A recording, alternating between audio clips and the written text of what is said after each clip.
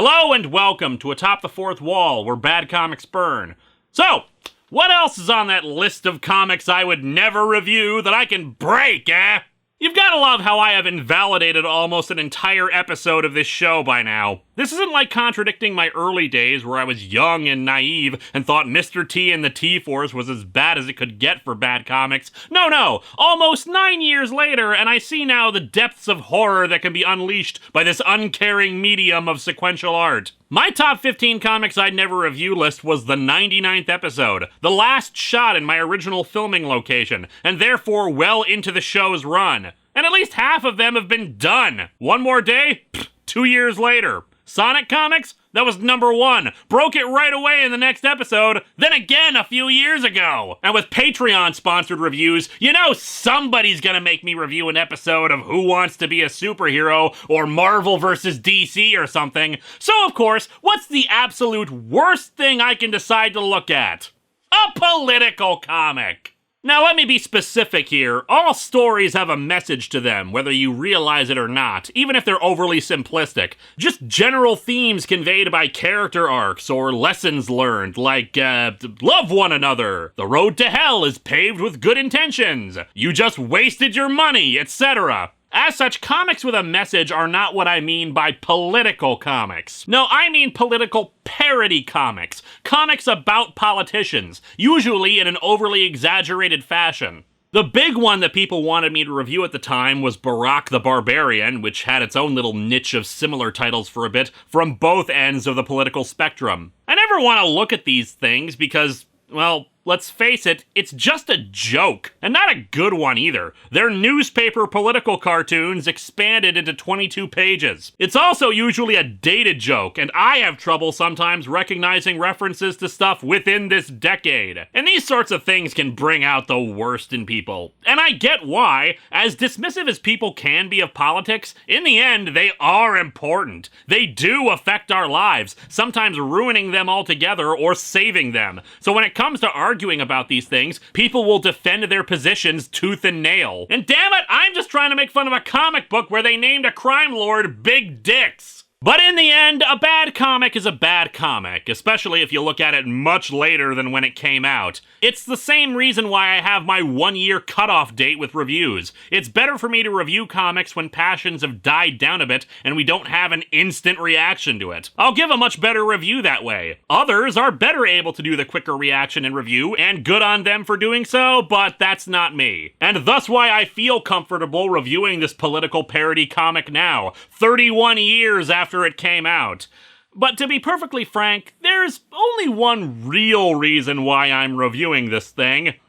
It was made by Solson Publications. For those of you just recently joining us on this show, Solson Publications was a black and white company from the 80s, and a pretty terrible one. You know how my theme song proclaims, "Brodsky, you're not the smartest"? Yeah, that's in reference to this company and its founder, Gary Brodsky, son of famed Marvel artist Saul Brodsky. Saul's son. Get it? Despite the fact that it's so infamous that I include it in my friggin' theme song, I have only reviewed 3 Solson comics in the past. The first 2 issues of a book called Sultry Teenage Super Foxes, and the Christmas comic inking debut of Jim Lee, Samurai Santa. Why have I only looked at 3 other books in the 440 plus episodes of this show? Well, while the black and white independent boom of the 80s was a thing, the truth is Solson didn't actually put out that many comics. About half of them were just terrible drawing guides. There are only about 20 or so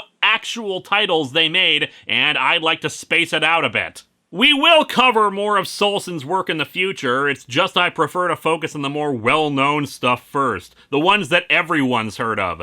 But only in the sense of the titles. After all, which Solson book do you think is going to be more interesting to discuss? Some random book called Codename Ninja? Or one with Ronald Reagan shooting a gun like Rambo? So let's dig into Reagan's Raiders #1 and see just how bad a parody comic can get when it's created by the same company that proudly made a superhero comic wherein dog poop was turned into gold.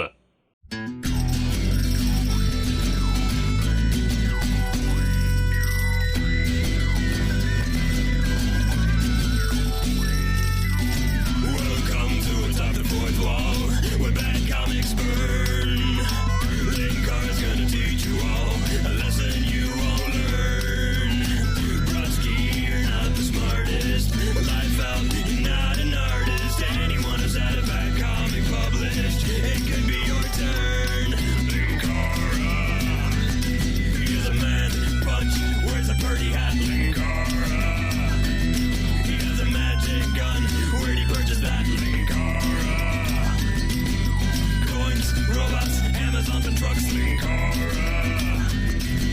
This comic sucks. Linkara.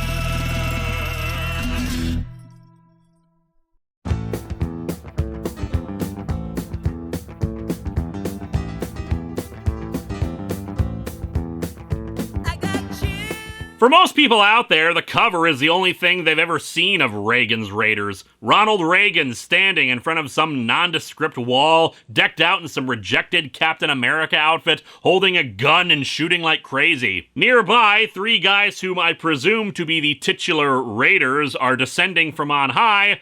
Well, except for Steve there, I guess his rope ladder is just coming out of the Solson logo. Aside from the cost-saving lack of a background, what I love most is the contrasting art styles, where the three Raiders look like standard comic book representations of people, whereas Reagan, being a real person, is a lot more detailed, really helping illustrate the absurdity of Reagan's face on this body. The ultimate patriotic superheroes book! I would just like to point out that at the same time this comic was launched, Captain America's comic introduced a character called the Super Patriot. So no. The cover page introduces us to the creators behind this thing. The previously seen Rich Buckler, who co-created sultry teenage Super Foxes, and Monroe Arnold, who is not known for comic writing. No, he's known for acting in TV. And that's a bit of an exaggeration, considering I don't think he's really known for that, given his career was as a bit player in 1960s sitcoms, doing one-off roles and then disappearing from 1969 until 1986. Oh, but 1986 was truly his big comeback, having done this comic and some film called America, which is so good that I can't find a trailer for it, and a review for it on IMDb describes it as a remarkably bad movie, and that its only redeeming quality is a 2-minute sequence where a woman sexily describes riding a motorcycle. Now, I have not seen this movie, so I can't speak to its quality, but considering it apparently was filmed in 1982 and wasn't released until 86, that's probably not a good sign. And somehow, a minor 60s actor who was in one movie in the 80s ended up writing a comic book. Co-creating Reagan's Raiders was, for Monroe, a much welcomed opportunity to display his creative abilities in an art form that is, in many ways, very similar to movies. I agree, comics too have crappy exploitation material and awful parody works, just like movies. The tricky part was in portraying the personalities of our government officials in a satirical, pseudo-realistic manner. How difficult is it to portray the government in a satirical, non-real way? I keep reusing a clip of Mike Nelson doing that. I'm the government, I'm the government, I'm the reason nothing works. Rich and I agreed that a parody would work best. A parody would be the best way of satirizing something? No! Our main objective, of course, was to entertain. And you failed miserably. We open with Reagan in the middle of a cabinet meeting. The octopus of terrorism, the World Terrorist Organization, is alive and well and flourishing, its huge tentacles threatening to embrace the free world and crush it. Ronald Reagan, enemy of Hydra. I'm assuming this is a dig at the World Trade Organization, and I've got to be honest, one of the reasons why I'm okay with doing this now is that I know basically nothing of the politics of the day other than the broad strokes in regards to Reagan, good and bad things he did, but a lot of the players and policies he may have embraced, yeah, I don't really know, so I'm walking into some of the parody stuff blind. For some of it, I'm doing research. Other bits not so much. In this case, the page is just a general parody of events at the time and suggesting the cabinet are all sycophants to Reagan, with mention made of Reagan's son, who was a dancer, and the hijacking of the Achille Lauro. But for now, back to the speech about terrorism. As I see it, we have to find a new way of dealing with this menace. Wait, I've got it! Anti-terrorism dance-off! This is, after all, 1986, and these swine are threatening, or so I am informed by counterintelligence, threatening the United States with a nuclear holocaust. Full disclosure, I legitimately laughed at this line, but only because I misread it, thinking it said, this is, after all, 1986, or so I am informed. So already I'm thinking of funnier material than this supposedly comedic work. One that will level America, bring her to her knees, level her purple-mountained majesties, her amber waves of grain, and all of that just to impress Jodie Foster, and bring us to the brink of the eve of destruction. Or, to put it another way, back to zero. My God, Mr. President! I have to review Zero Patrol again? Nobody even remembers that episode! Gotta love how apparently the first priority for nukes by terrorists is just behind the Hollywood sign. Don't get me wrong, there is plenty of residential area near there, and given the size of that nuke, the fallout is probably covering half the state. It just seems like a weird spot for ground zero. Meanwhile, thousands of miles away, We see this meeting of the International T-Shaped Tables Initiative, or what I presume to be the World Terrorist Organization. I'm guessing it's some kind of Cobra-esque group in this reality. Their leader, Omegas, I don't know, has a plan. We all know what happened to Chernobyl. But comrades, what you do not know is that I arranged that debacle as a test.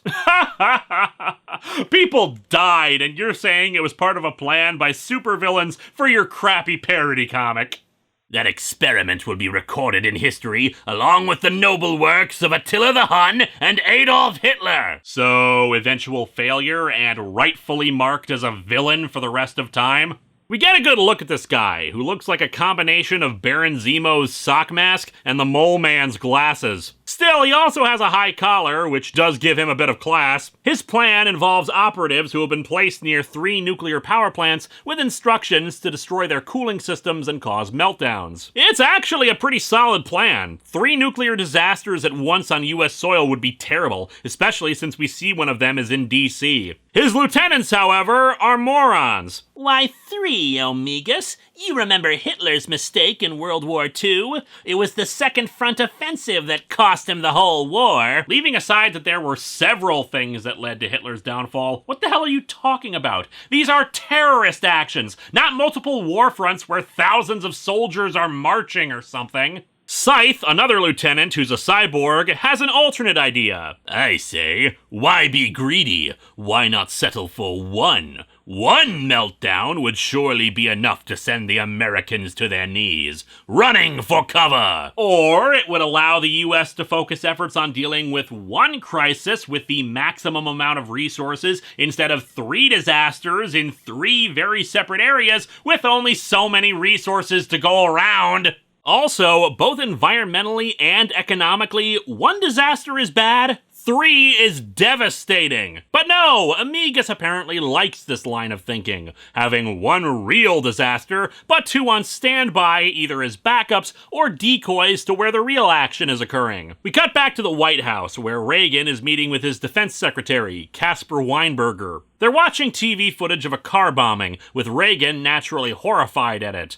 Caspar is horrified for a different reason. Did you see that, Mr. President? It looks like a Chrysler! Damn it! Between this and the Pintos, is there any car I can drive safely anymore?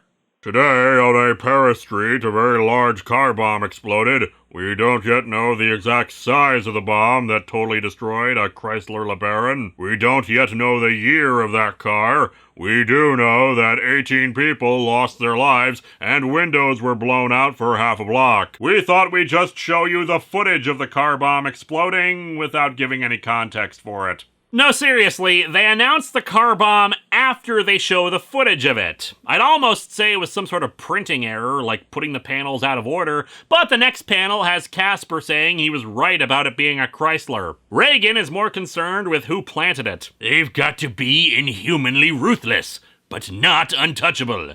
I wish there was a way I could deal with them personally. By God, I would like to get my hands on them. That's it. Call Canada and tell them to send us Captain Tax Time. He's the hero we need now.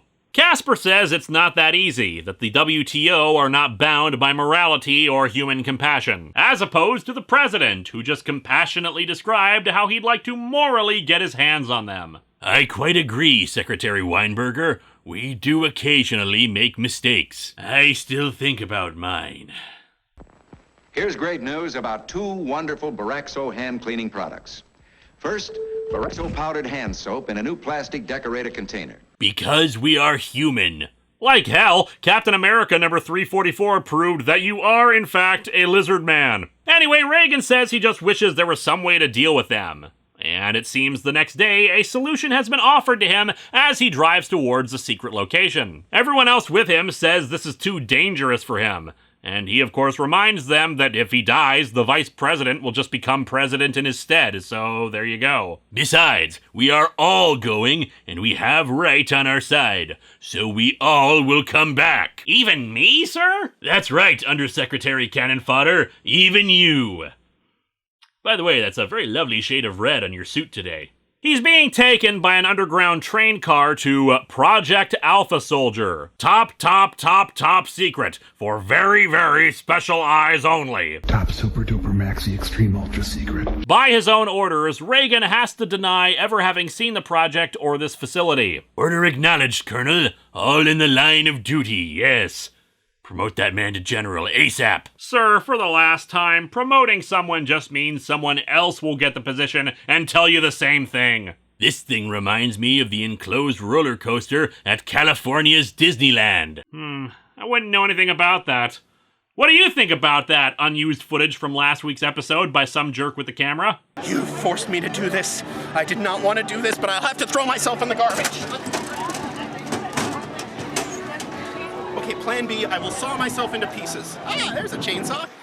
Project Alpha Soldier is a giant laboratory made for the express purpose of creating a super soldier. Utilizing genetic engineering, molecular chemistry, and lasers, they can restructure the human body to give instant super strength and energy. We then suddenly cut away to Pennsylvania, where we see the WTO training its terrorist soldiers and getting ready to move. In 48 hours, they'll strike the reactors. Back to the project, we learn that, surprisingly, the process works better on older people. They're not entirely sure why, something to do with hormones and genetic adjustments, but the young men who undergo the process possess superior forms only for a limited time before withering and dying. Nothing but dust sucked up by the air conditioning system and blown to the four winds. Admittedly, it was probably disrespectful to use their remains on my front walk last winter, but damn if they weren't effective. The only other two older men who participated in the procedure died in a car accident. Nothing comes of that, but the reactions of the colonel talking with him about it are weird. Tragic, And it's certainly not that I wanted a head start on my driveway for this coming winter.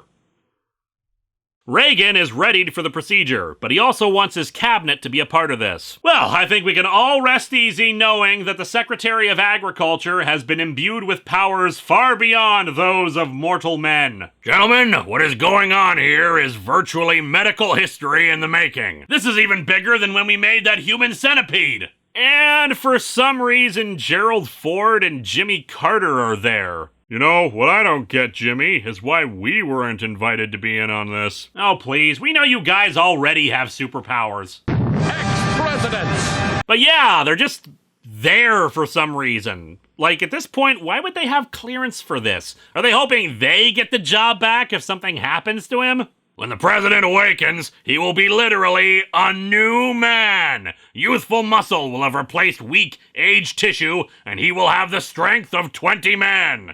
Big deal. Neutro can reduce 20 dinosaurs to ashes. The two former presidents wonder if he could die upon awakening. That, I fear, is a chance we must take. Whenever molecular changes occur, the very basic hormones are affected. So much rides on scientific genius, gentlemen. Of course! Don't you know anything about science? Back over to the terrorists, one of their members is a spy with the codename Needle, who's contacting his superiors about the impending attack. However, he's quickly found out by Scythe the Cyborg, who plans to throw him off of a dam. However, his saviors quickly arrive. Ronald Reagan and Reagan's Raiders. Are you a bad enough dude to be rescued by the president?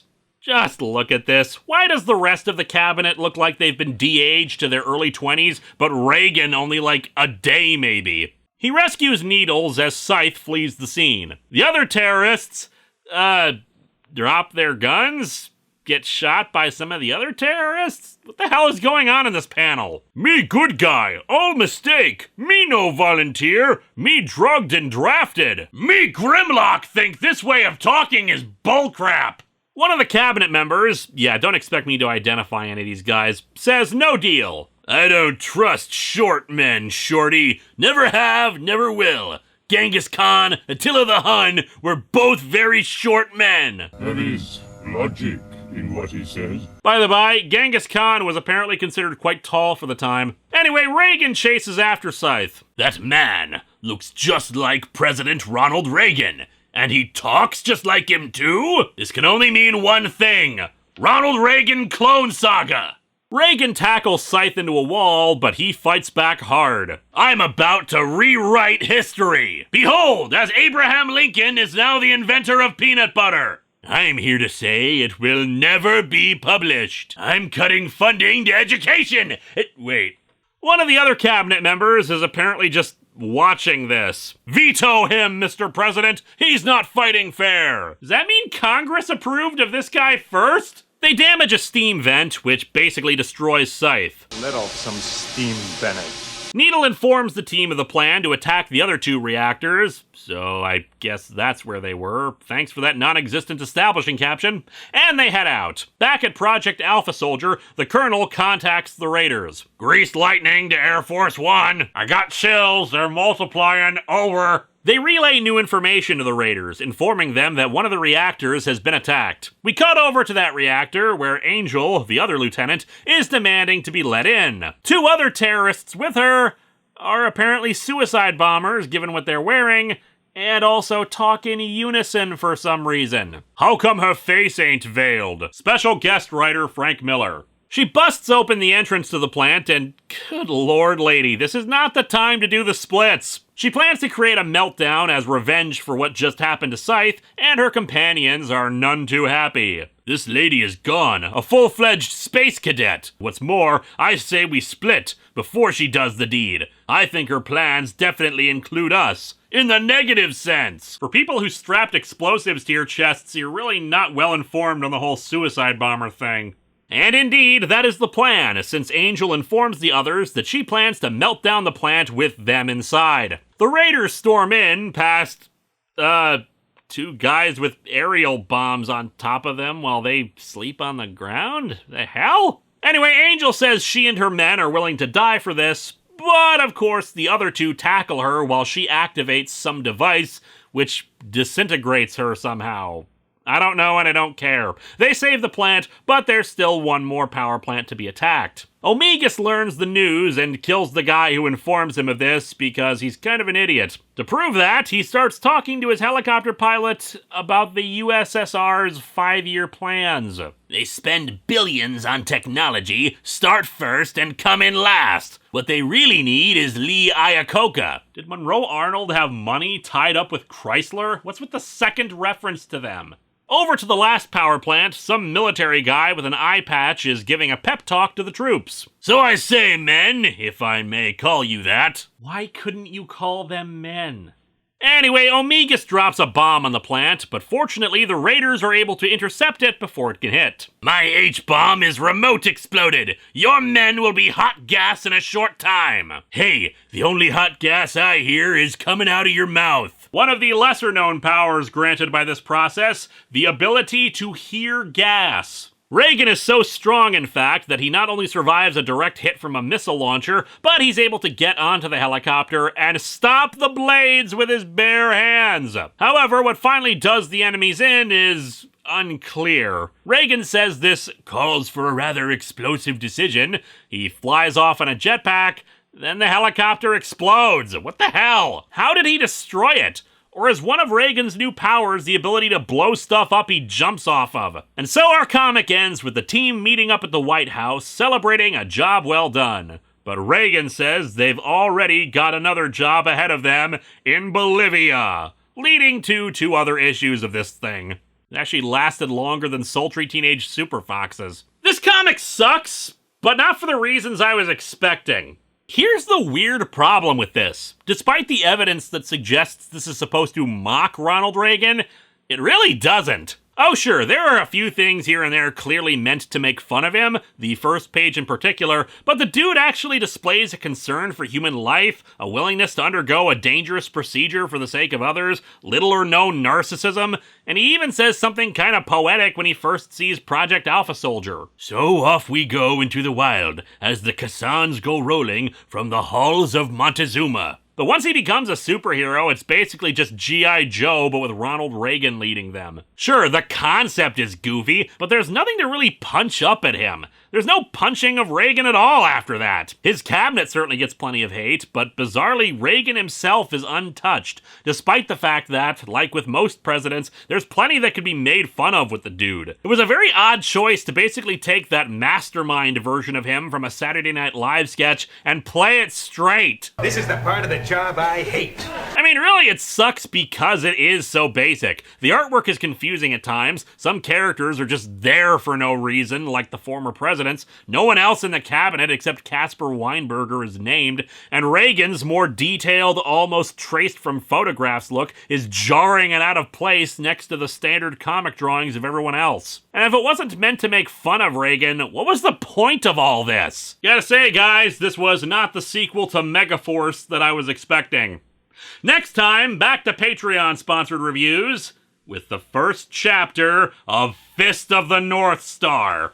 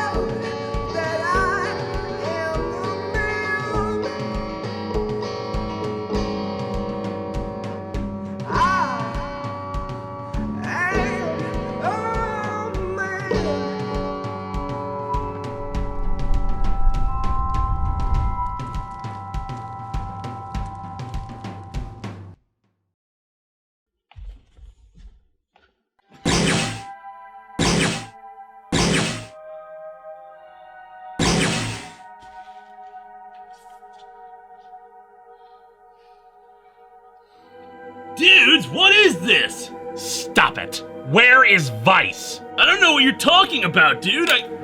We have been keeping tabs on you, 90s kid. It hasn't always been easy in some spots, but we know you're working with Vice. You've stolen equipment, you disappeared from sensors in areas that should be easy to scan, and when you're picked up again, you have a residual particle trace around you that matches the one Vice has in his data form. So I will ask again, where is Vice? I have nothing to say to you. Look, 90s kid, if you're in some kind of trouble, if you're being blackmailed or something, you know you can come to us, right? We can help you. Nothing to say. Fine. Prepare to teleport him. Alan has agreed to hang on to him until we can... Warning. Intruder is present.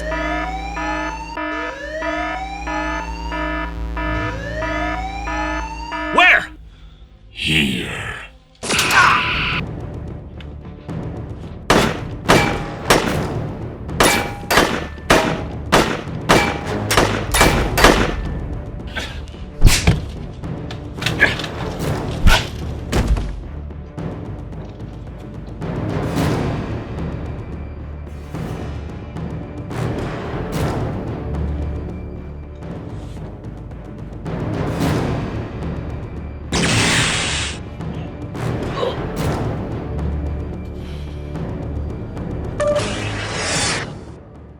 Not a single particle was found.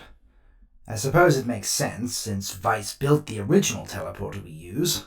He probably knows how to hide from one. Why would they be working together anyway? 90s kid was possessed by it, Vice was the original one hunting it. If they thought it was coming back, they would probably work together. Do we know what they were working on? I've done a complete inventory of our supplies. It doesn't look like he stole anything major, just components that would help him rebuild Vice's armor. I still can't believe he'd betray us. Ha! I can. Why's that? Because it seems to be a trait unique to all of my friends. Linksano used to be a villain of mine. Mechakara is an alternate universe version of Poyo. 90s Kid was the entity. Harvey was replaced by a robot. Everything with Jarrus. Nimue was influenced by Vice. The King of Worms took over the Cybermats. Is there anybody around here who's actually on my side? Yo. You disappeared for almost a year without saying a word. Don't think you're exempt from this. Well, up yours too. The Chutoy is right. A lot of that is not our fault. But it happened anyway, Harvey, and I'm sick of it. I am sick of security breach after security breach. I am sick of my force fields not working. And I am sick of us getting our asses kicked by enemies inside and out. And I can certainly agree with you about the security problems. The good news is that once we finish installing everything around here, that won't be a problem anymore. Nimue and I have looked over our previous security arrangements, and frankly, the problem was all in location. A lot of it was built on an infrastructure that is now several years out of date. Our attempts at patching or upgrading the previous systems simply weren't viable. Starting fresh was for the best, even if it is taking us a bit of time to get everything up and running. Look it over again. And if 90s Kid was working on anything in regards to the security system, strip it down and do it over.